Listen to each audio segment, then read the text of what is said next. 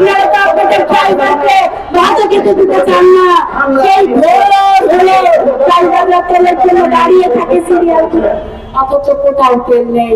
এই অক্টেন এবং পেট্রোল যে জিনিস আমাদের দেশে উৎপাদিত হয়, সেই জিনিসের জন্য এত হাহাকার কেন হবে বলতে পারেন? পেট্রোল পাম্পগুলোতে হাহাকার।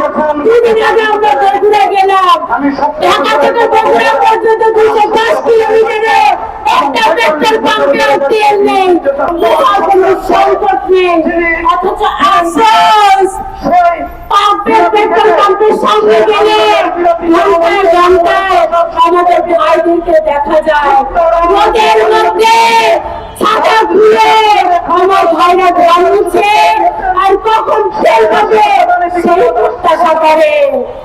যারা কর্মজীবী ভাইয়েরা আছে, কর্মজীবী বোনেরা আছে, যারা ব্যবসায়ী ভাই বোন, তারা তেল নিতে যাবে না চাকরিতে যাবে তার উত্তর দিবেন।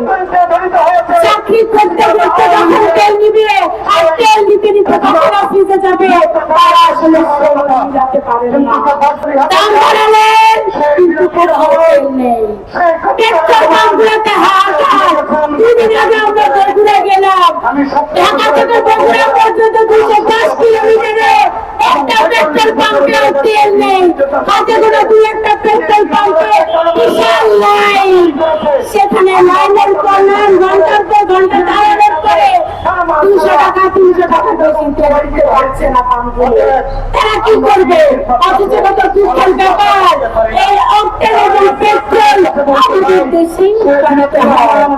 গ্যাস রিফাইনারির সময় এই অক্টেন এবং পেট্রোল যে জিনিস আমাদের দেশে উৎপাদিত হয়, সেই জিনিসের জন্য এত হাহাকার কেন হবে বলতে পারেন?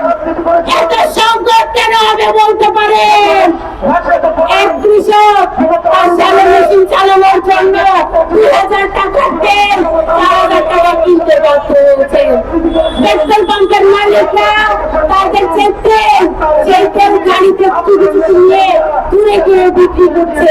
দুর্নীতি চলছে চতুর্দিকে, আর মন্ত্রীরা আমাদেরকে আশ্বস্ত করার চেষ্টা করে, আমাদেরকে মিথ্যা আশ্বাস দেন যে কোথাও কোনো সংকট নেই। আরে রাস্তাতে নামেন মন্ত্রী সাহেব, আপনার ড্রাইভার চাই তেল নিতে, আপনি যান, আপনি গিয়ে দাঁড়িয়ে থাকেন 10 মিনিট ওই কাঁচা রোদের ভিতরে গাড়ি থেকে তেল আনতে পারবেন কিনা? আপনারা তো আপনাদের ড্রাইভারকে ভাড়া খেতে দিতে চান না। সেই ভোর হলে ড্রাইভাররা তেলের জন্য দাঁড়িয়ে থাকে সিরিয়াল করে, অথচ কোথাও তেল নেই। আর আশাবি কিছু ব্যবসায়ীরা তাদের ছাদে তেল জমিয়ে রাখছে, তাদের বাড়িতে খাটের নিচে বোতলে বোতলে করে গ্যালনে গ্যালনে করে তেল জমিয়ে রাখছে।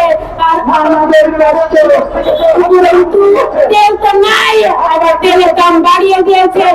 তেলের দাম বাড়িয়ে দেওয়ার কারণে প্রত্যেকটা জিনিসের দাম বেড়ে যাবে, সেটা একবারে ভাববেন না।